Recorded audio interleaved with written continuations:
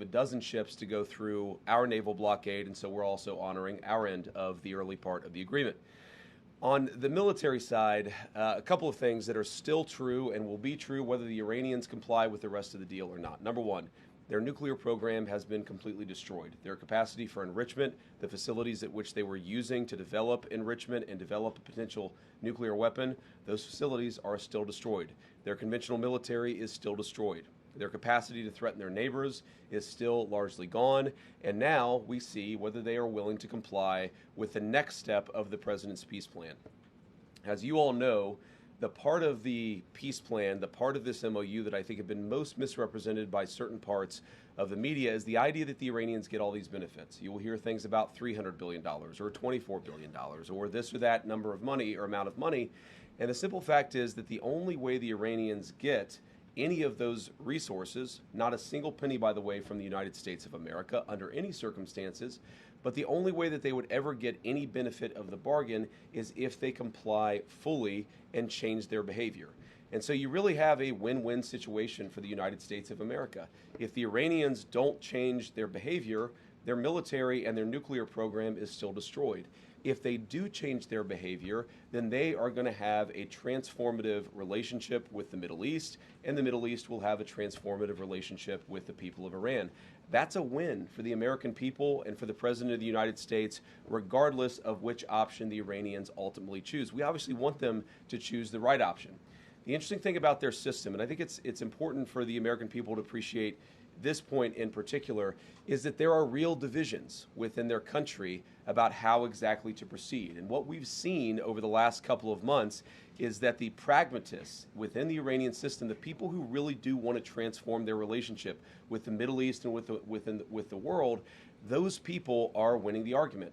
The United States wants those people to win the argument. The United States wants to have a better relationship, but in order for that to happen, the Iranians have to perform. And if they don't perform, as we've said before, they don't get any of the benefits of the bargain. So what I'd ask all of you is just to report honestly that the United States isn't giving up a cent of money to Iran, and even the economic benefits, the sanctions relief and so forth that comes along with this bargain only happens if the Iranians perform.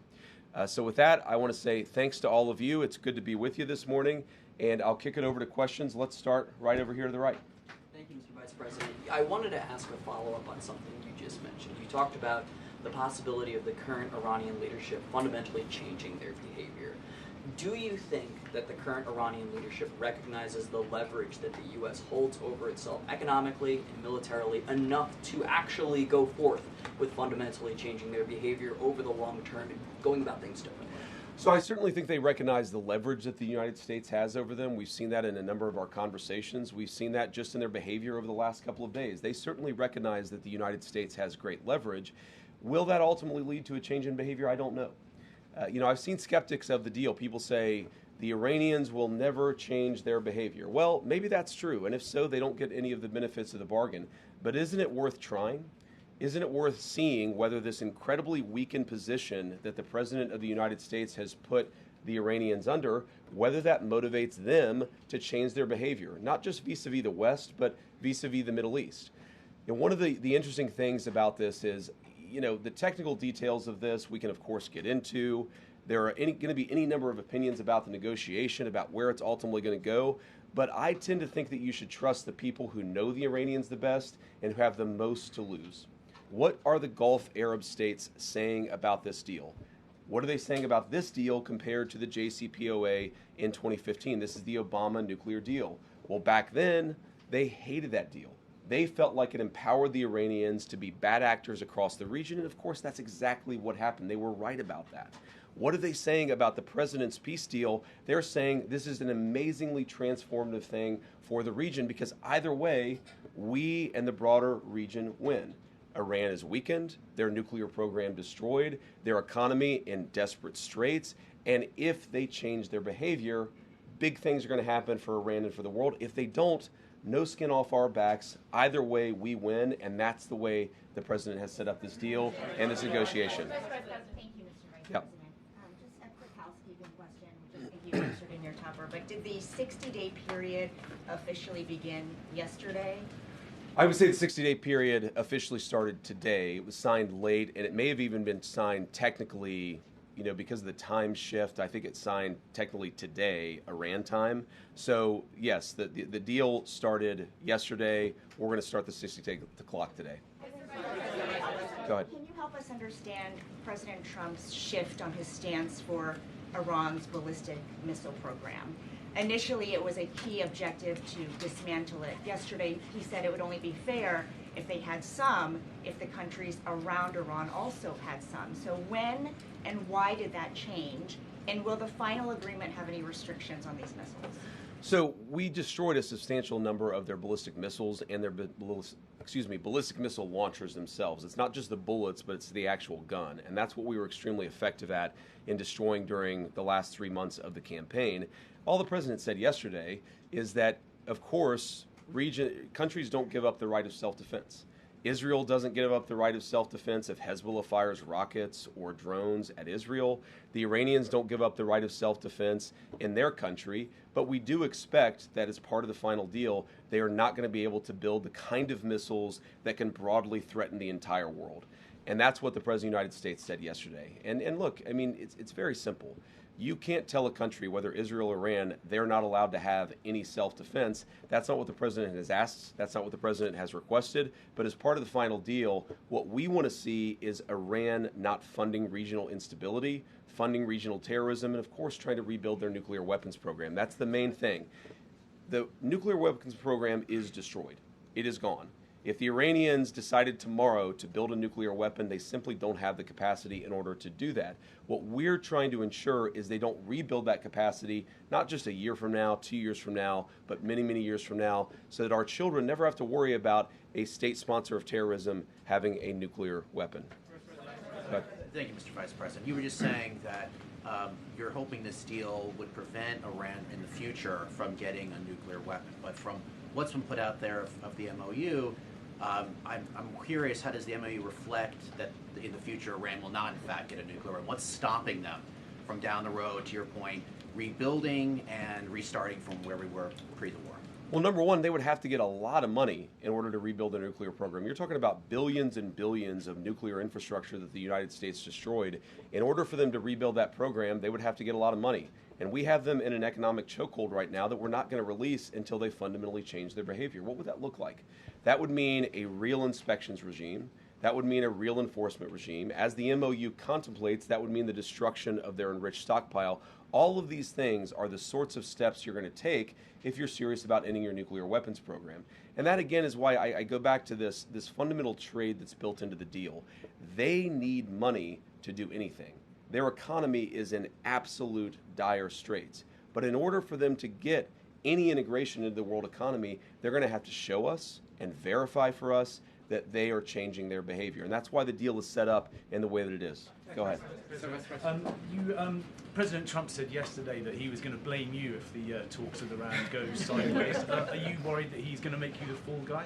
No, not at all. I mean, I think the president was joking, but as he often does. But no, I think, look, the entire team has worked very well on this, and we've got this thing to a very good place for the American people. Now, I have seen some progressive criticisms of me personally saying, what experience does the Vice President of the United States have with hostile, high-stakes negotiations? And I would point those progressive critics to the fact that just 2 days ago, I spent over an hour on The View. So I actually have great experience in very hostile negotiations, and I've used that. I mean, look, Joy Behar is way tougher than the Iranians, and she and I are best friends now. So we're going to get to a good place here. We're going to get to a good place. We're already at a good place. It's just a question of whether we can really get the icing on the top of fundamentally transforming Iran's relationship with the world. Go ahead. Thank you. A couple of just timing questions. How soon, as the MOU lays out, can Iran start selling any of its oil that has sort of been impounded, right, with the blockade? And two, can you sort of explain the Lebanon component to the MOU and how that front works and the enforceability of it? Yeah, so the Lebanon component, this is about regional peace, right? This is about regional peace. And what that means is we expect Hezbollah is not going to be firing rockets and firing drones at the Israelis. And we also expect that the Israelis are not going to be going wild in Lebanon, right? Both sides have to honor their end of the deal. Now, as you guys know, sometimes these ceasefires are a little messy. The President of the United States said this a couple of weeks ago, that a ceasefire in that region of the world just means they're shooting a little bit less at each other than they were before. What you've seen is radical progress in Lebanon, less shooting, less firing, but you're still going to have these little flare-ups from time to time, and that's just the sort of thing that we're going to have to manage through the diplomatic process. Secretary Rubio's been sort of the person on point. It's actually worked out extraordinarily well because we do have substantially less shooting, but it's going to be something we have to manage. And eventually what we want to see is the Lebanese government, the elected representatives of the people of Lebanon, who are able to police southern Lebanon so that Hezbollah has not taken over the country, the Israelis are not threatened, and then consequently the Israelis are not attacking southern Lebanon or Beirut either. That's the plan there. You asked about the Iranian oil. Look, one of the interesting things that you've seen is that the Iranians have been completely unable to sell oil, not because of sanctions, but because of the blockade. Fundamentally, the thing that we have done here, the original, what we give, what they give, is that we said we're going to lift the blockade, we're going to allow you to sell some of your oil, and they're going to open the Strait of Hormuz. We see that process starting to work already. It's going to take a little time before it picks up fully, but that's where we are today. Go ahead. Thank you, Mr. Vice President. The MOU, just on the Strait, the MOU guarantees these 60 days of toll-free passage, but after that it has, of course, led to a regional dialogue with Oman and Iran deciding the future governance of the Strait. A senior U.S. official told us yesterday that they expect Iran to push aggressively on this, but also that Gulf states won't allow any kind of tolls. How strenuously will the U.S. fight to keep tolls out of the Strait and keep any fees away from the future Strait commercial traffic? And are you going to leave it to the Gulf states to kind of fight this battle? Well, first of all, we believe international waterways should be free of tolls, and that's been our position. That's what you see, of course, in the 60 days of the MOU. And when you say it leaves it open, it doesn't really leave it open, except in the sense that, of course, the final negotiation is going to set the terms of what comes afterwards, right? You said, I think that it's the Omanis and the Iranians, but it's actually the MOU contemplates that the Omanis, the Iranians, and the Gulf Coast Coalition together will figure out a proper security framework for the Straits in the future. And what I mean by that is that we don't ever want this to happen again. Right? That's not about tolling. That's about ensuring that the Straits are never used as a choke point for the global economy ever again. It's frankly not what the Iranians want. It's not what the Omanis want. It's not what the GCC wants either. So what we're going to do, of course, working with our allies in the region, is to ensure that that is reflected in the final deal. And if that's not reflected in the final deal, there's not going to be a final deal. And that is, I keep coming back to this fundamental structural point of this negotiation, which is that we have all the cards. If the Iranians want the benefits of the bargain, they have to give us the things that are necessary to get those benefits. Go ahead. Thank you, Mr. Vice President. We'll do both. Okay. Both you guys. There's one in the white and then one in, orange, I think. What about the pink? I'm sorry? Okay. Maybe I'm colorblind. It looks more orange to me. I don't want to have a debate about that. Orange, pinkish. You go first, and then in front of you can go second. President, me first. Thank you, Mr. Vice President.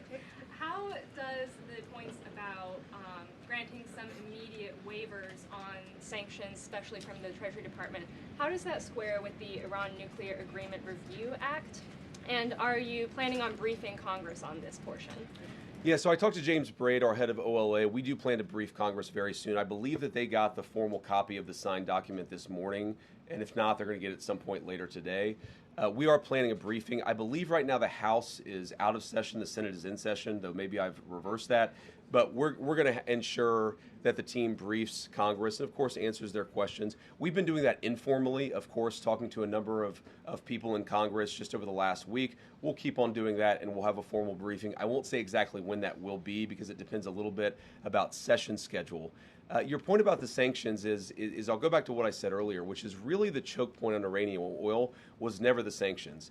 We didn't see that as a major concession to the Iranians. Frankly, the Iranians didn't see that as a concession to them because what prevented them from selling oil was not the sanctions. They were selling plenty of oil without any discount because the sanctions were just fundamentally ineffective at that point.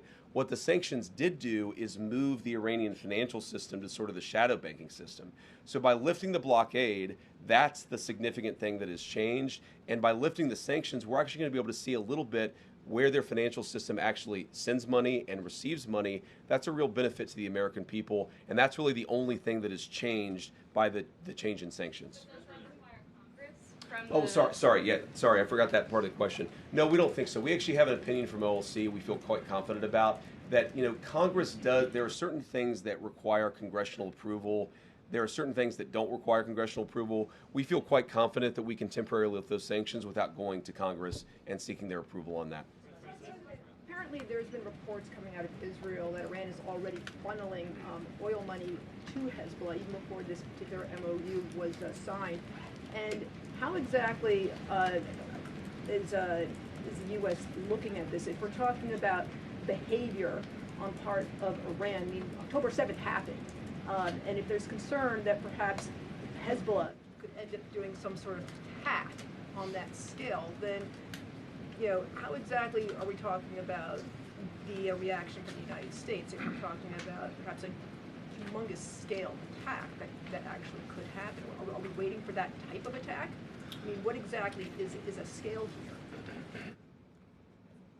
Sorry, you said what exactly is a scale? Yeah, well, I mean, like, what type of attack would it take to actually get a reaction from the United States to say, okay, now we're actually going to start dropping bombs on Iran for having bad behavior? Well, we don't want a scale of any attack. Any attack, whatever its scale, is unacceptable under this agreement. Now, you asked the question saying that oil money was flowing to Hezbollah before the MOU was signed, and it's one of the reasons why we are actually engaged in this process is to ensure that no money is flowing to Hezbollah. So it's interesting where people will say that the MOU is bad because the MOU produces consequences that were actually happening well before the MOU was signed. That's not a reflection on the MOU. That's a reflection of why we need the MOU to ensure that we have the regional peace and stability that we need. Now, what I would say to some of the critics of the deal that I've heard that will say, well, Iran's going to get all this benefit. I'll repeat what I've said, and I'm probably going to have to repeat it a number of times, is what is the benefit that the Iranians get that they didn't have before? And the answer is nothing. They don't get anything unless they change their behavior. If they change their behavior, that is a thing to celebrate. That's going to transform the Middle East for a generation. If they don't change their behavior, they don't get the benefit of the bargain. And I think, I got to be honest, I think fundamentally this idea that, and it's a misrepresentation of the MOU, this idea that the Iranians get all these benefits before the deal is actually consummated. The idea that they get benefits before they change their behavior is fundamentally a talking point that is issued by people who want the conflict to continue indefinitely, despite the fact that that's not good for the American people and it's not good for the region. Way in the back. All the way back in the red. Thank you so much, Mr. Vice President. Mr. Vice President. Red here, you mean? Are you red? We'll do, okay, sorry. Thank you. I'm wearing bright red. So many people are wearing red. You can go first. Kara, right? Thank you, Kara. Okay, and then next after that. Okay, great. Could you highlight the major differences between this deal and President Obama's deal in 2015 and why the administration believes that this deal is superior? And second, Sure. Mr. Vice President, President Trump has been vocal lately about his disapproval for Bibi Netanyahu's attacks on Lebanon. Has the administration spoken to Bibi Netanyahu directly about the president's concerns recently, and what is the feedback from Israel? Yeah, so we speak to Bibi or speak to somebody in the Israeli government, just as we speak to the Gulf Coast Coalition, our regional partners, pretty much every day, at least at some high level of our government. Look, the president's been very clear. He does not withdraw from Israel. No one could withdraw from another country the right of self-defense. Israel has the right to defend itself. But fundamentally, the Israelis, just like everybody else, have to respect this peace process that is fundamentally good for them and good for the entire region. What the president gets grown frustrated sometimes is that we seem to be right on the cusp of a major breakthrough in the agreement, and then all of a sudden there's a major explosion that goes off in a civilian population center in Beirut, and a lot of people who have nothing to do with Hezbollah lose their lives. That's not acceptable. That's the sort of thing that we've asked for closer coordination so that we ensure it doesn't happen. And our message to the Israelis, just as our message to everybody else, is fundamentally, we want this peace process to be good for you. We do not want Hezbollah attacking Israel. But in order to ensure that that happens, we have got to actually build the kind of regional framework that can cut off the money to Hezbollah, cut off Iranian support for Hezbollah, and also ensure that Lebanon's territorial sovereignty is respected by all parties. And the difference between the two agreements. So first of all, The two big differences are not even in the substance of the deal itself, but something I said earlier are, number one, the Gulf Coast Coalition loves this deal because they think that it makes Iran weaker. They hated the Obama deal because they thought that it made Iran stronger. They know more about this, and they have more to lose than anybody, including the United States of America, so I trust their judgment. The second thing is where the deal came from. You have to remember, in 2015, Iran had built a sophisticated nuclear weapons program with a nuclear weapons stockpile. So the perspective that we came at as the United States was, you already have a really nice nuclear program, we're going to bribe you with American money in order to stop it. Our perspective and where we're coming at it is, we already destroyed your nuclear program.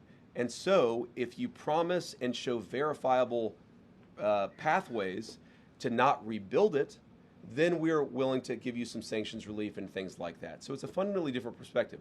Now, there are all these substantive differences as well. The Obama nuclear deal allowed enrichment. Ours will not. The Obama deal allowed the accumulation of stockpiled weapons-grade material. Ours is actually leading to the destruction of that stockpile of enriched material. So there are many differences. The Obama deal gave them over $1 billion of American money.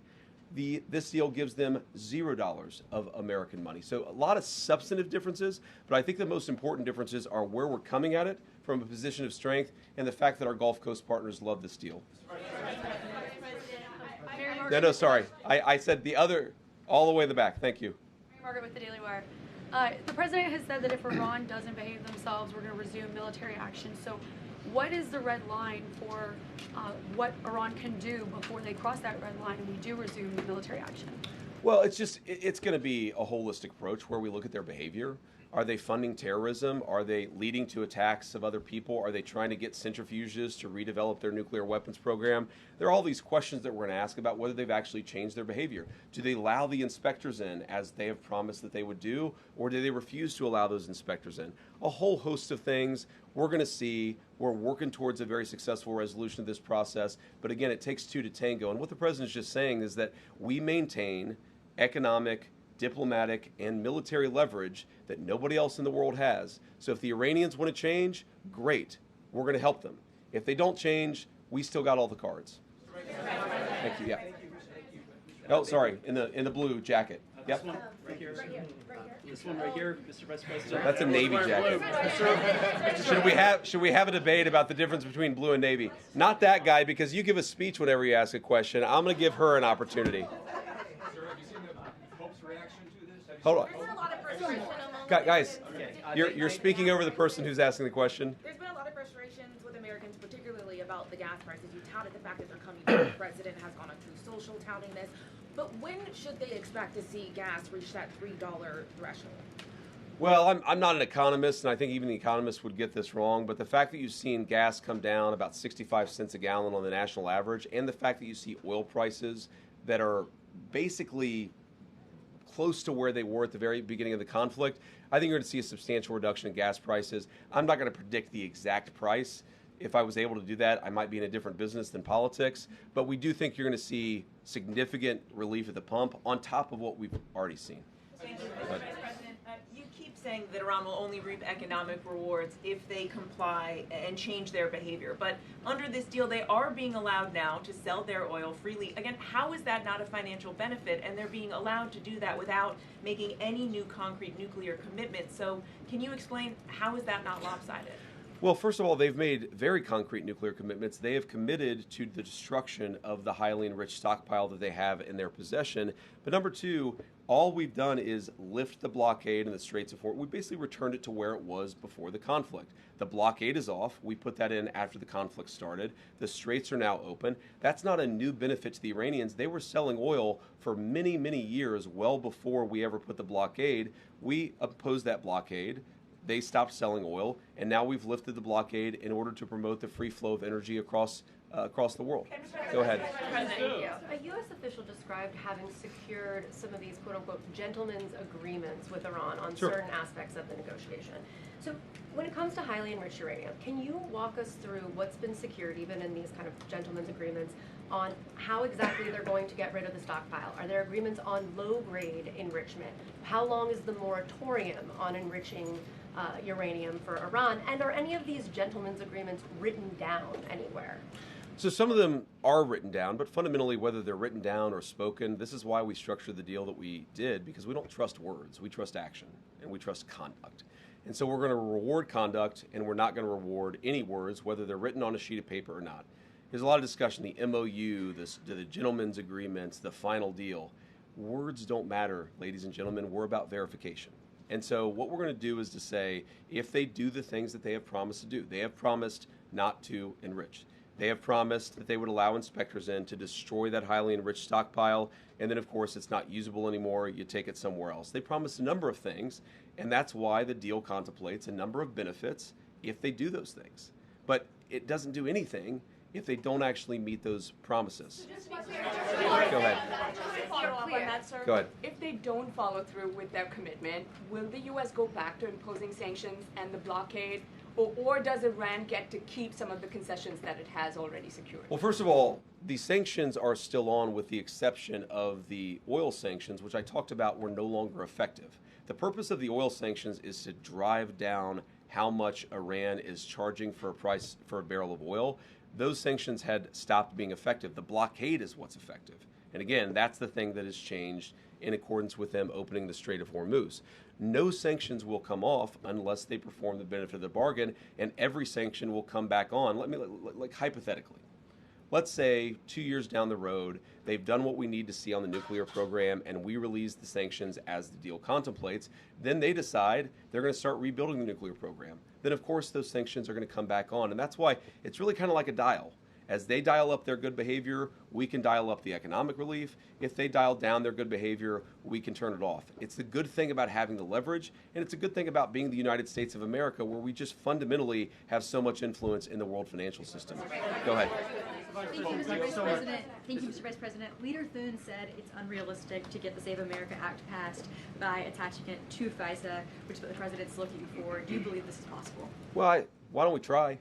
Why don't we try and at least force people to vote against it? One of the things that sometimes frustrates me about the legislative process is that people will go into it saying, this isn't possible, therefore we're not even going to try.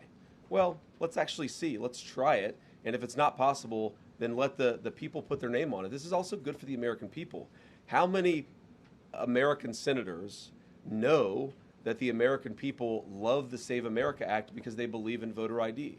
But how many of those same senators don't want to vote for it because they know that the radical elements within their own party would punish them for it? Let people go on the record and actually answer to the American people, which is why I think we should do exactly as the president said. Rob.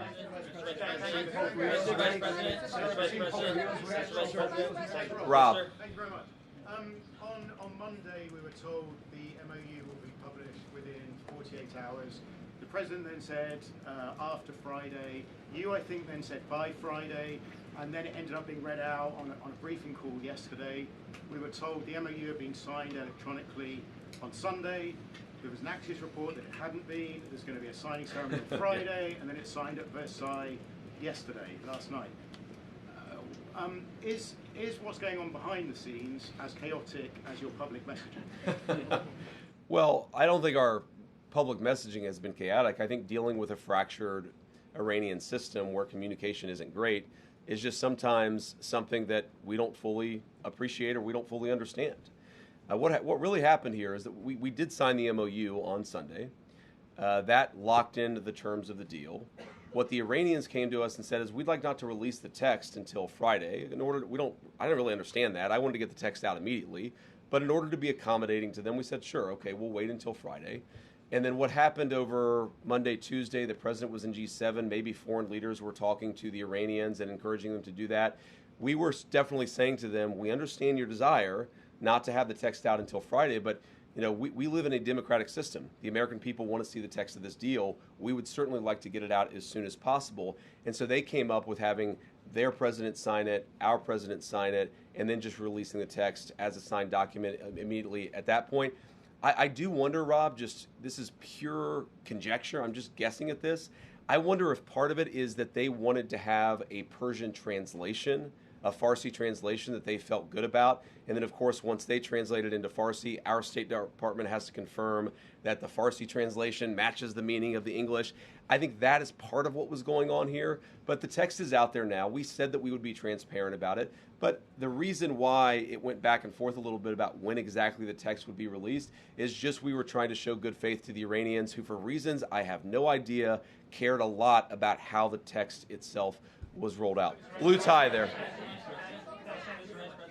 Thank you very much. Thank you very much, Mr. Vice President. As you know, because you were involved in this process, the MOU allows for Iran to sell its oil right away, which means that Iran can take in on a monthly basis tens of millions of dollars. Iran's economy was in tatters. How is this not essentially giving a lifeline to Iran economically? And what's to prevent Iran from using all of that money, all of those millions of dollars, to prop up its proxies in the region? Well, the number one thing is that we actually see where the money moves now because of what we've done with the financial sanctions. We actually know where the money is going to move. And so we have great confidence that we're going to be able to see if they try to fund terrorist organizations, we're going to be able to see that. But you said that millions of dollars is a lifeline. Right now, the Iranian nation is a nation of 94 million people.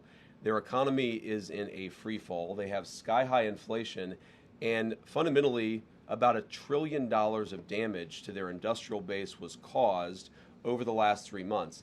The idea that selling a few $1 million worth of barrels of, or a few $1 million worth of oil is going to fundamentally transform the Iranian economy, that's just not true. We thought that it would be good in order to lift the blockade and open the Straits of Hormuz to allow the free flow of energy. We felt that it was reasonable that if we're going to allow everybody else to sell their energy during this period of negotiation, we would allow everyone to sell their energy. That's all we're doing. We can slap everything right back on if the Iranians don't make the deal that we expect. Yeah. Either one. Either one. Yeah. Guys, how about both of you? Go ahead. Mr. Vice President, so President Trump said we'll finish one, talking about Iran, and he said then Cuba is next. Is Cuba next? And also on Colombia, Mr. Vice President, he has mentioned Colombia 3 times this week. Why is it so important, the election day in Colombia, for President Trump? You guys have to ask Marco about Cuba. That's not... Look, our view, go ahead in a second, but let me just actually answer this guy's question. Fundamentally in Cuba, it is a system that hasn't worked. They can't make any money. Their economy is frankly probably in worse shape than the Iranian economy. It's 90 miles from our shore, so every time that there's a crisis, you end up having desperate refugees or desperate, people who can't feed their families trying to flood into our country.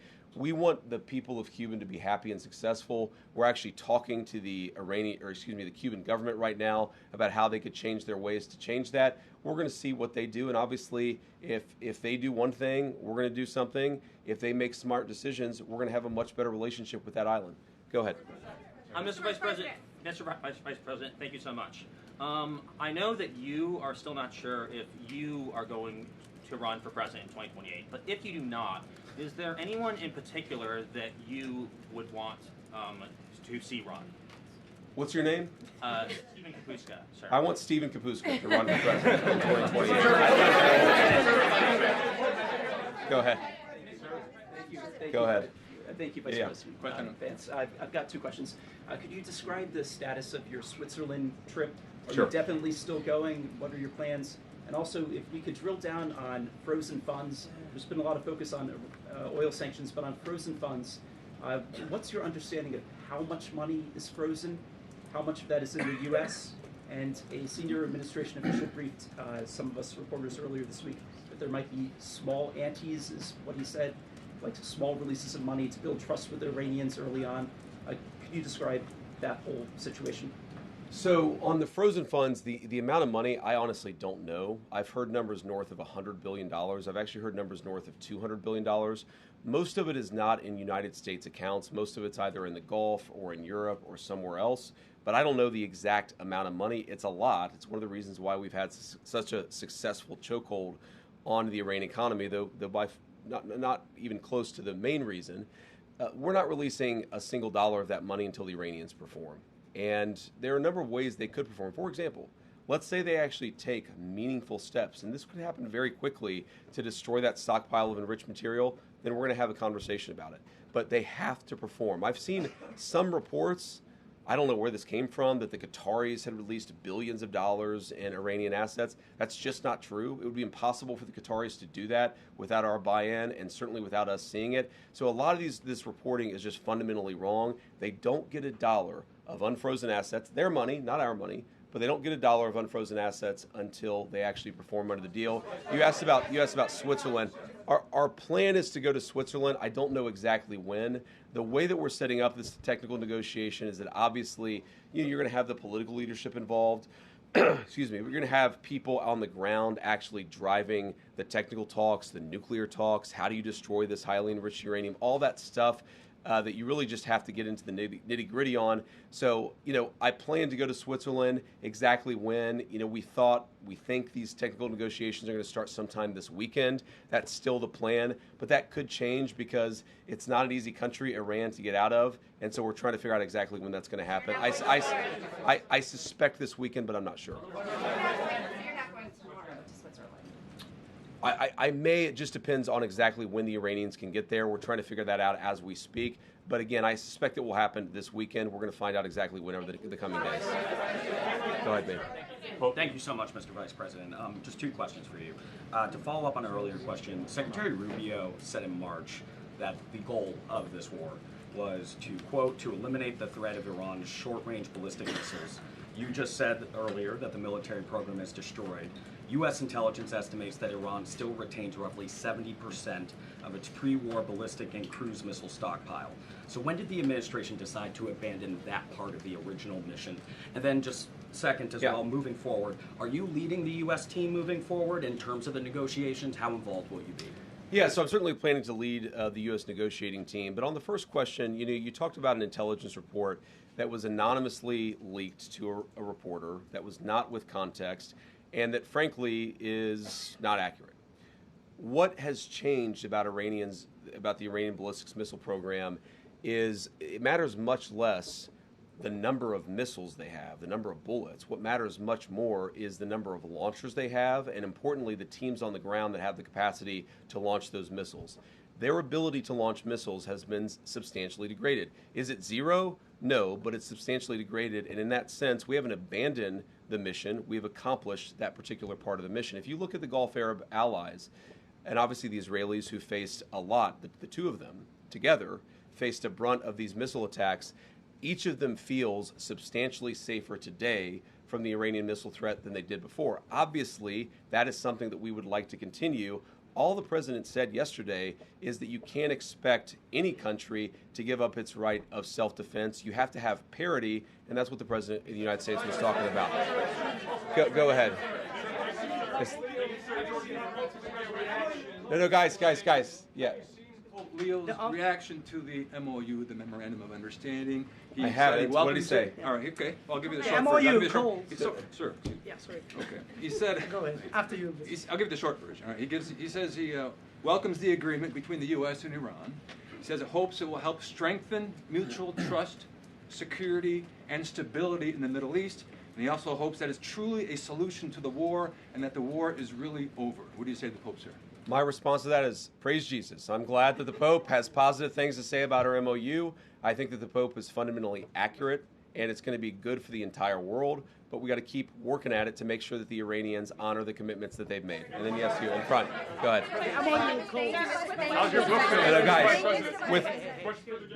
With the thing is, there's so many people in here. I could say the red tie, and then 9 of you start shouting at us. The burgundy tie. The MOU calls for a U.S. There we go, that guy. Yeah, sorry.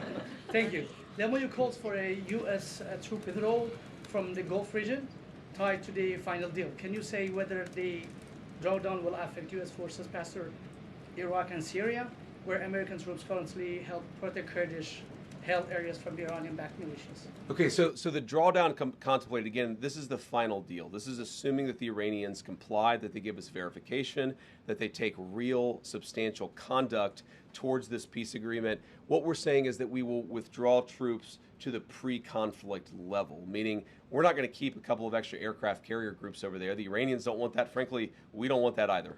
Go ahead. Yeah. Is not going to be funding that $300 billion fund. Who exactly is funding that? Is that private companies? And I also noticed that your voice is hoarse. Are you sick? Have you been using your voice a lot? Well, I've been on a bit of a book tour the past couple of days, but I can't promote my book here in the White House press briefing room. I had a cold about a week ago. That and talking a lot about this deal and talking a lot about the book, I'm definitely a little bit hoarse.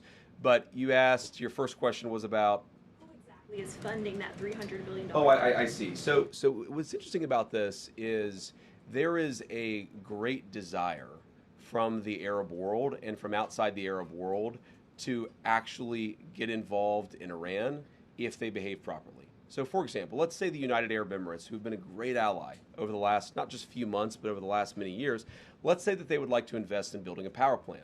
That actually is impossible right now because of the way that U.S. sanctions work. And so what we're saying is that if you behave, and if the Emiratis themselves want to build a power plant, then we will do the sanctions relief necessary to make that possible. The good thing about that is that it actually creates integration, which is leverage. A world where the Gulf Coast Coalition has greater leverage into the Iranian economy is a world where the Iranians are going to be heavily prevented from misbehaving. So it's a lot of the Gulf Coast Coalition, again, they see that Iran is weakened, they see there's an opportunity to build a new relationship there, and they're saying if they behave, and if the United States is willing to allow this to happen, then absolutely we want to change our relationship with Iran. No, well, I mean, I assume that in the United Arab Emirates there would be private money and so forth that would be part of this. But again, this is so far in advance because it assumes a transformation in Iranian behavior. Sir. Thank you so much, Mr. Vice President. As you know, the Iranian-backed groups in the region were involved in this war, and they damaged U.S. facilities and your allies as well. How does this agreement affect Iran-backed groups across the region, especially the Iranian-backed groups in Iraq? And my second question, this agreement requires Iran to stop attacking the Kurdish opposition in Kurdistan region, which they did 2 days ago. So what this agreement does fundamentally is it requires Iran to behave like a normal country. And if it doesn't, as so many people think that it never will, then it doesn't get any of the economic benefits. And if they do, then that's a great thing for everybody. It's a great thing for the Kurds. It's a great thing for anybody who has been under the brunt or under the threat of Iranian-funded terrorist organizations. The expectation is that Iran will stop that, and if they don't get the benefits of the bargain. John. Thank you, Mr. Vice President. Many of the colleagues that you served with in the U.S. Senate and Republican Conference have criticized this deal over the last 24 hours. What is your message, Mr. Vice President, back to them? So I guess I would say to anybody, any of the critics, is number one, have a little bit of faith in the President of the United States. The idea that he is going to strike a deal that's been bad for the American people, it's preposterous. He is the person who's had the courage to fundamentally transform our relationship with Iran and with a lot of other countries over the last year and a half. He believes in this deal. He is going to see it to completion, and if the Iranians don't comply, we still have every single tool and point of leverage that we have today. That'd be message number one, is have a little faith in the president's ability, given that he's got us this far, to take us the final step. The second thing that I would say is so many of what I've read or heard that people believe about this deal is just fundamentally untrue. It is a memorandum of understanding. It is fundamentally a principle that, yes, the Straits of Hormuz are going to be open immediately, and they already are. Yes, they're going to give up their highly enriched material, but they've got to actually do it. It's about conduct. It's about rewarding good conduct and punishing bad conduct, which in some ways is what we've been doing for the last 3 months vis-a-vis that country anyway. So many of the criticisms, I saw Lindsey Graham came out with a positive statement after expressing some concerns. I think that when people get to understand not just the agreement, but our negotiating posture as a country, they will realize this is an excellent thing for the American people, but that's part of our job. We've got to tell the story about what this means for Americans, how it's going to make all of us safer and more prosperous. That's why I'm here talking to everybody, and we're going to keep on telling that story in the days and weeks to come. Go ahead. Thank you, sir. Jordan Conradson with the Gateway Pundit. I want to talk back to the Lebanon component of the deal. There's a report in Axios that Netanyahu's fuming over this. Israel doesn't feel bound to the MOU as it relates to Lebanon. If, as you mentioned, your frustration with Israel striking in Beirut, hitting apartment buildings, if that continues, could it torpedo the deal? And what would the U.S.'s response be to a broader war in Lebanon involving Israel and Hezbollah? Yeah, well, I don't want to get into hypotheticals that could torpedo the deal, because I think the president's expectation is that all of our friends, the Israelis, the Arabs in the region, we're going to work together and actually see this deal to completion. Now, I saw the Axios report, that Netanyahu is fuming. That's not reflective of the conversations that I've had with him, but maybe he's saying something to somebody else that he's not saying to me.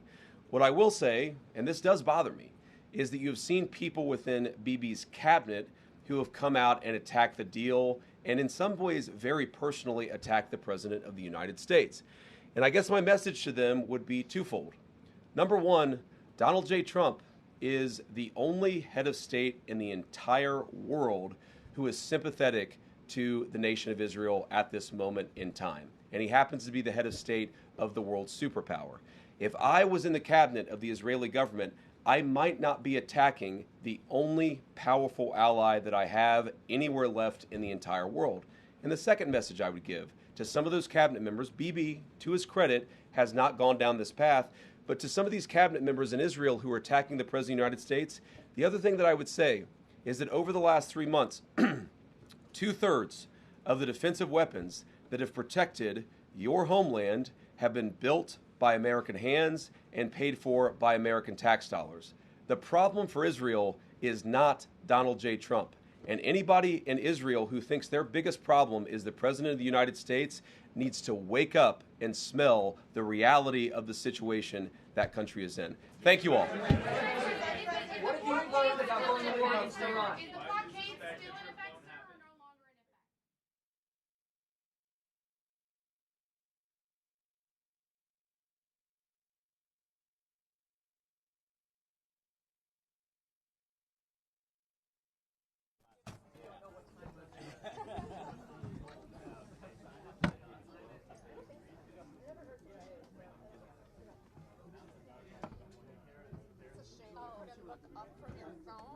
House of Versailles? That's not fun. I mean, there was some news about his